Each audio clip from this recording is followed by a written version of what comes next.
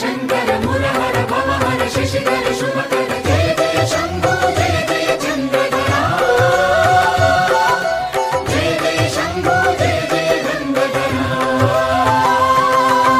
ತಂದೆಯಿಲ್ಲದೋನೆ ಎಂದೇ ತಂದೆಯಾಗಿ ನೀನು ಬಂದೆ.